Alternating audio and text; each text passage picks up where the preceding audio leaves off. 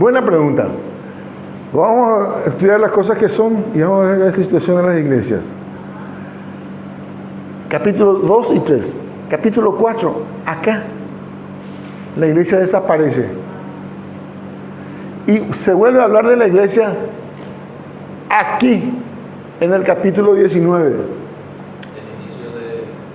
Ya viniendo con Jesucristo. Ya preparada para las bodas. Entonces, cuando estudiemos las metatautas, las cosas que se dan después de esta, abrí capítulo 4. ¿Y cómo comienza el capítulo 4? Vos mismo vas a contestar tu pregunta. Después de esto miré. Ahí está. Después de esto significa metatauta.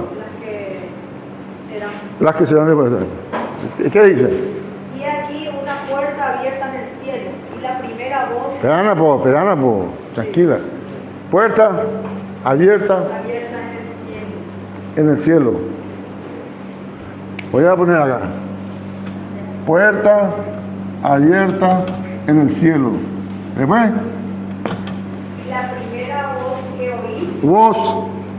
Sí. Como Trompeta. Después. Hablando conmigo dijo: sube acá y yo te mostraré las cosas que sucederán después de estas.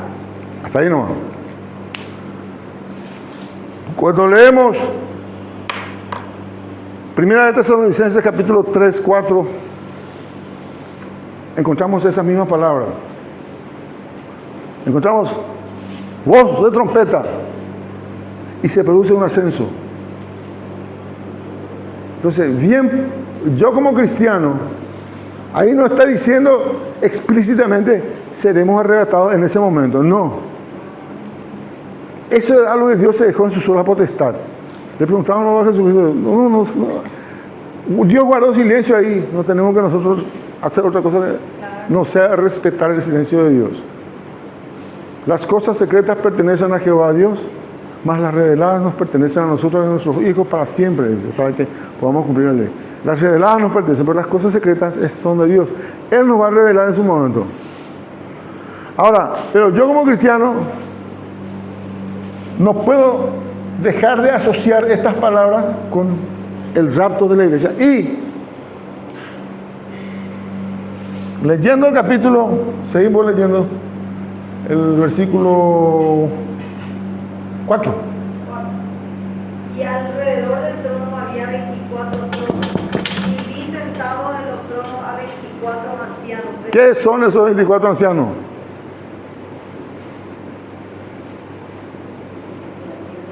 La iglesia. Y les voy a demostrar cuando estemos en el capítulo. La iglesia.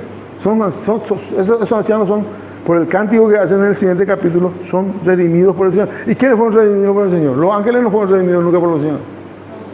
Nosotros. La iglesia ya está en el cielo. Amén.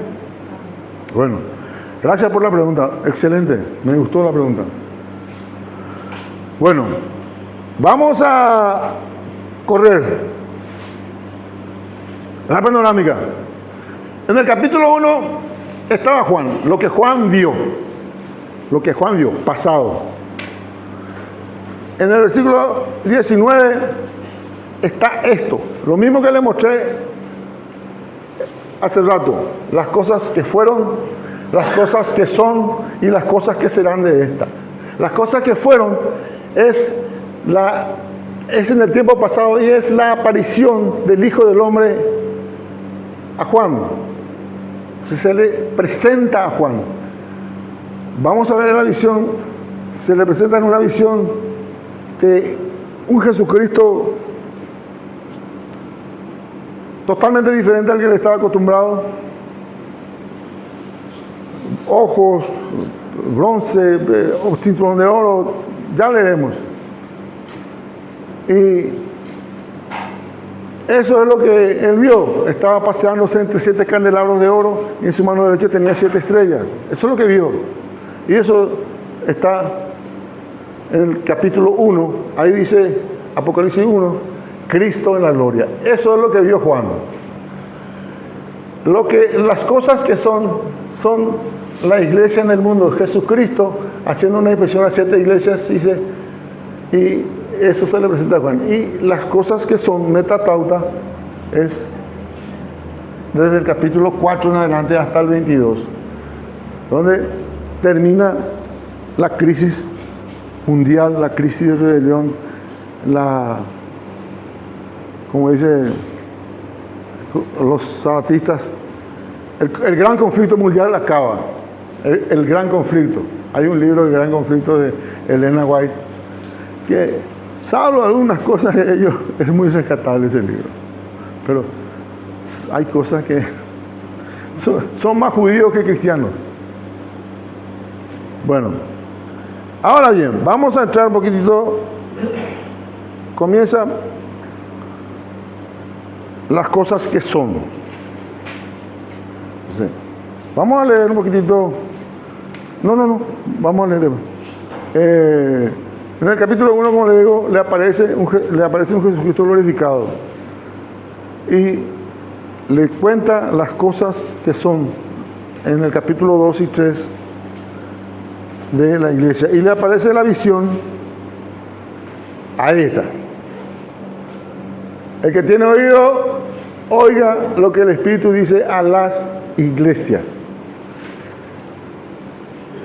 Miren, le voy a dar un picante. Si la iglesia no va a entrar en la gran tribulación, ¿para qué rayos nos está enviando esta carta? ¡Wow! No la voy a contestar ahora. Pero la iglesia somos los destinatarios de las cartas. ¡Wow! Bueno, un Jesucristo glorioso, paseándose entre 7 candelabros de oro, 7 estrellas en su mano, y el capítulo nos dice qué significan esas cosas, porque un ser celestial, un ángel, le dice a Juan qué significan esas leyes, le interpreta esta visión. Y le dice, cada candelabro es una iglesia. Yo soy el dueño de la iglesia. Pastor, recuerde que usted no es el dueño de la iglesia. Él es el dueño, Él es el jefe, Él es el que decide. Y tiene 7 estrellas en su mano. ¿Qué son esas 7 estrellas? Son 7 ángeles de cada una de las iglesias. ¿Cómo es posible? En tu iglesia hay ángel. En tu iglesia hay ángel. No hay ángel. Ángel significa mensajero. Mensajero es alguien que transmite la palabra de Dios. Y Juan no podía tener contacto y a llevarle a un ser celestial la carta. Entonces se refiere a los pastores de cada iglesia. Esa es la visión que vio. Ahora, esa iglesia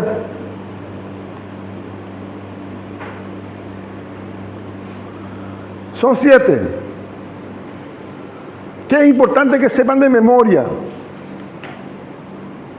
Éfeso, Esmirna, Pérgamo, Tiatira, Sardis, Filadelfia y Laodicea.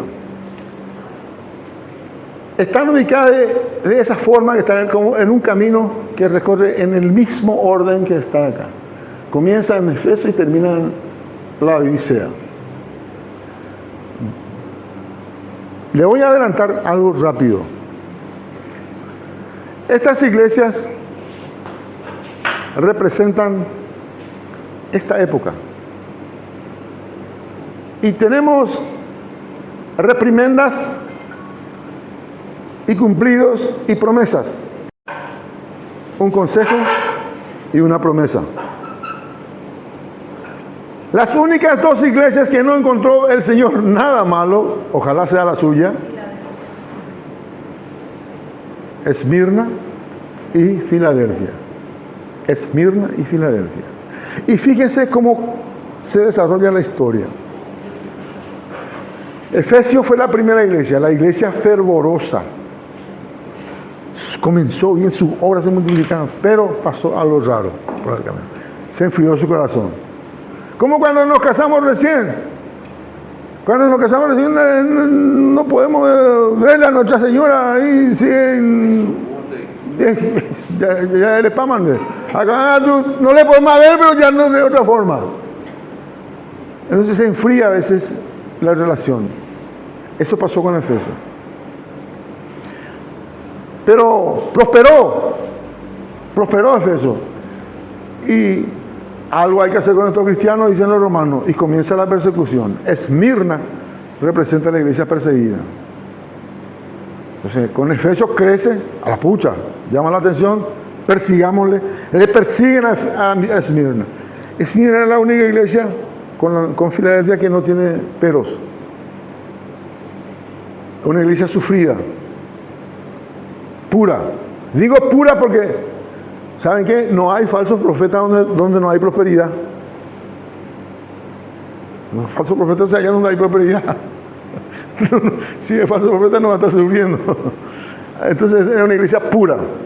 Entonces, no podemos contra los cristianos, persigámosla. Tampoco pudieron contra con la persecución. Entonces viene Pérgamo. Pérgamo significa casamiento. La iglesia, el mundo entró a la iglesia.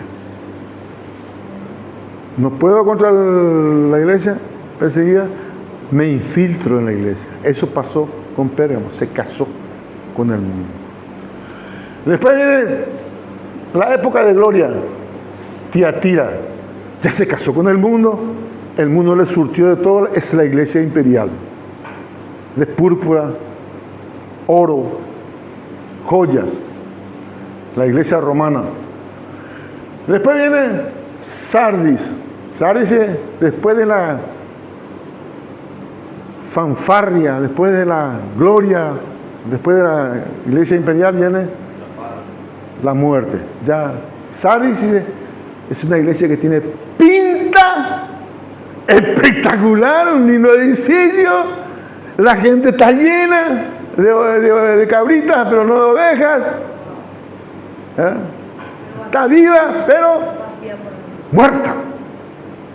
Eso dice la palabra. Entonces, la iglesia está entrando en un estado de terapia. Entonces ahí el Señor abre una puerta. Filadelfia. Una puerta abierta es una oportunidad. La iglesia evangélica.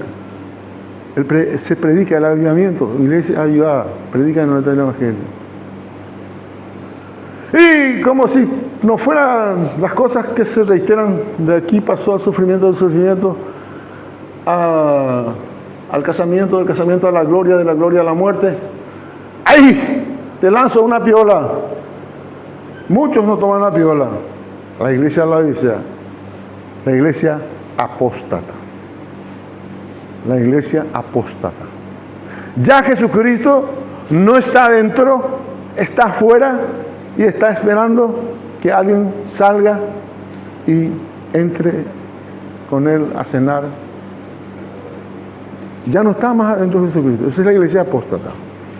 Haciendo este breve resumen, vuelvo a la pregunta inicial. ¿La iglesia entra o no entra en la gran tribulación? Yo creo que va a entrar en la personal. Si ustedes creen que yo estoy equivocado, oren por mí para que el Señor me ilumine. Tenga misericordia de mí. Pero creo que la iglesia nominal, la ñembo, apariencia, se queda. Y entonces tú vas. Entonces, por eso se justifica que esta carta y este mensaje del Apocalipsis esté en la iglesia. Y para los que se quedan, es una advertencia. Se van a salvar, se van a convertir. Ellos van a ser los primeros en convertirse.